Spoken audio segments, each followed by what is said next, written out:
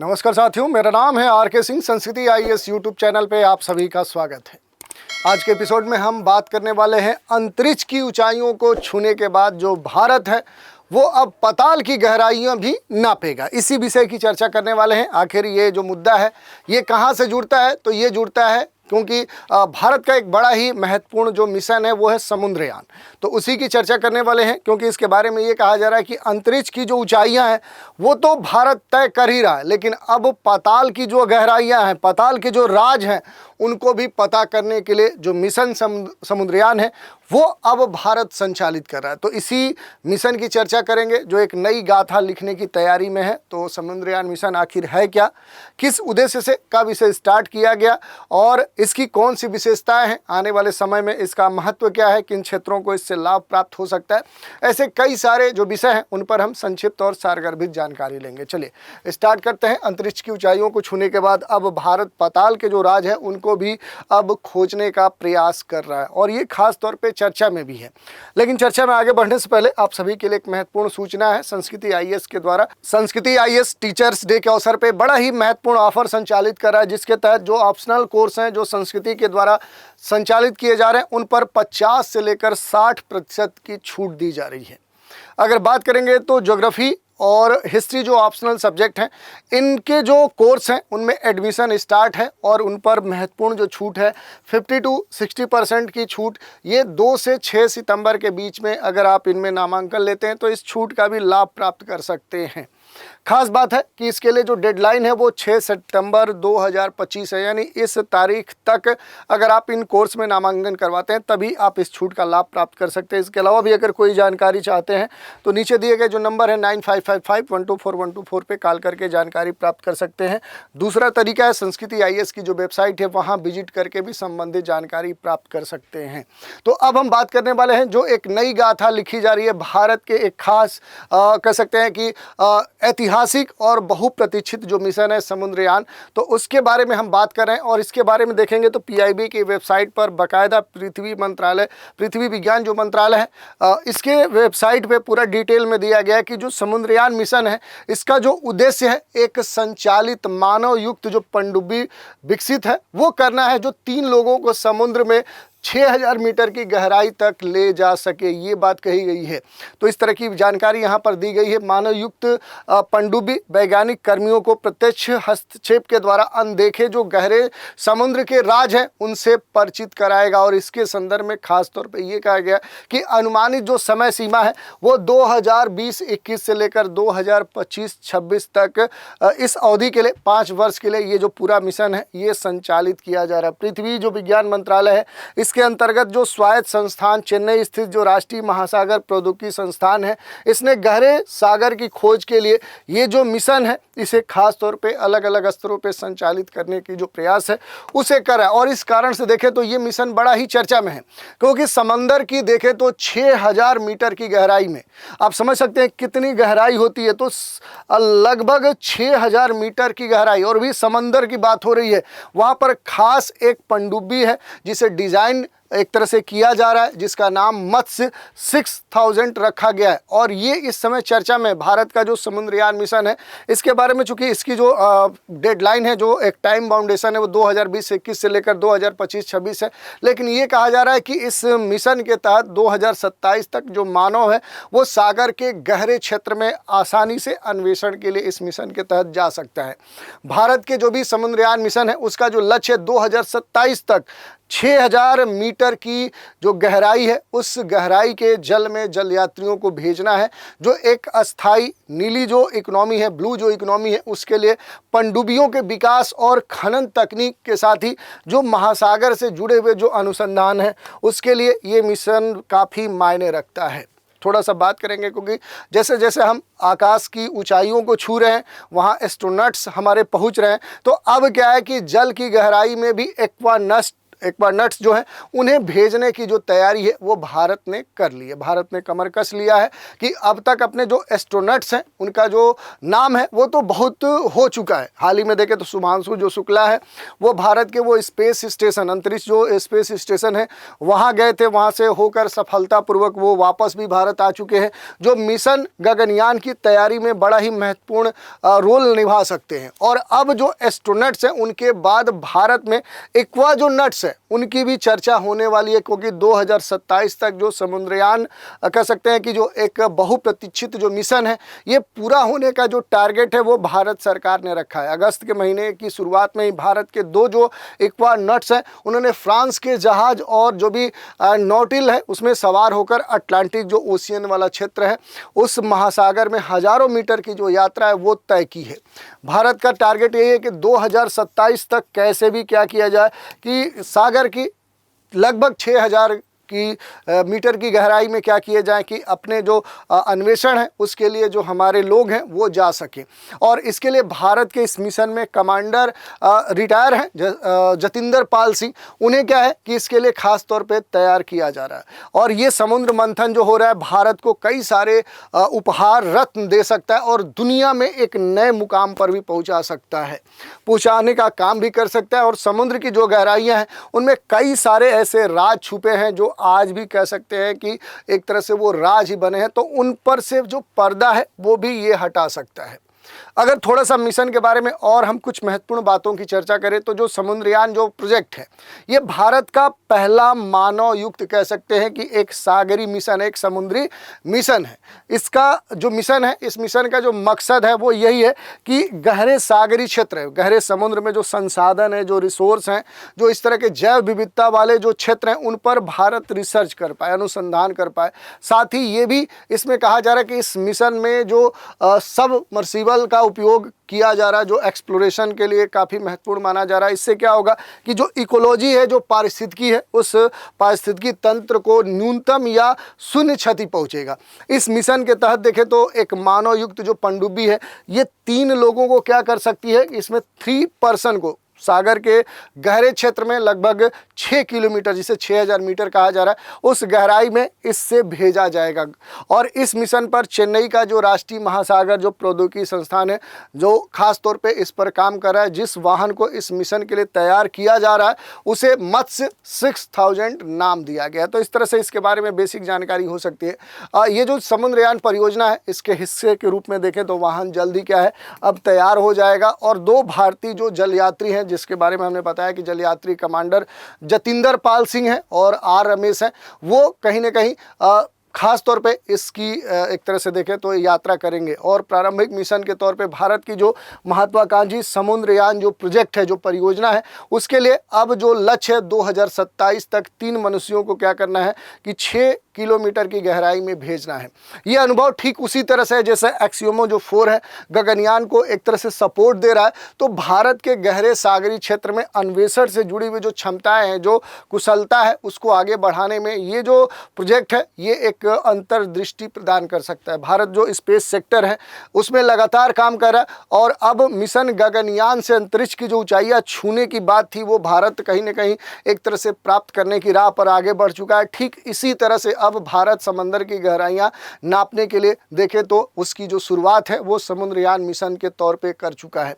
अगर ये मिशन पूरी तरह से सफल रहता है तो भारत ऐसा करने वाला दुनिया का 6ठा देश बन जाएगा। तो इस कारण से देखें तो ये मिशन काफ़ी महत्वपूर्ण है। अगर इस थोड़ा मिशन से जुड़ी हुई जो महत्वपूर्ण बातें हैं उन पर हम देखें कि जो यहाँ पर जो समुद्रयान है, ये जो मिशन है ये बड़ा ही चर्चा में है, क्योंकि इस मिशन की अगर शुरुआत की बात करें तो केंद्रीय जो राज्य मंत्री जितेंद्र सिंह है इसके बारे में बाकायदा 29 अक्टूबर 2021 को ही समुद्रयान मिशन लॉन्च करने का जो इनॉग्रेशन है वो किया था। और इस विशिष्ट मिशन को लॉन्च के साथ ही भारत, अमेरिका, रूस और फ्रांस, जापान, चीन जैसे जो देश हैं उनके विशिष्ट क्लब में क्या हो गया, शामिल हो गया। भारत से पहले इन देशों के पास सागरीय क्षेत्र में, गहरे क्षेत्र में जाकर विभिन्न जो गतिविधियां हैं, जो अन्वेषण है, उसकी जो तकनीकें हैं, जो वाहन है, वो उन्होंने विकसित कर लिए, लेकिन भारत अभी भी इनसे अछूता था।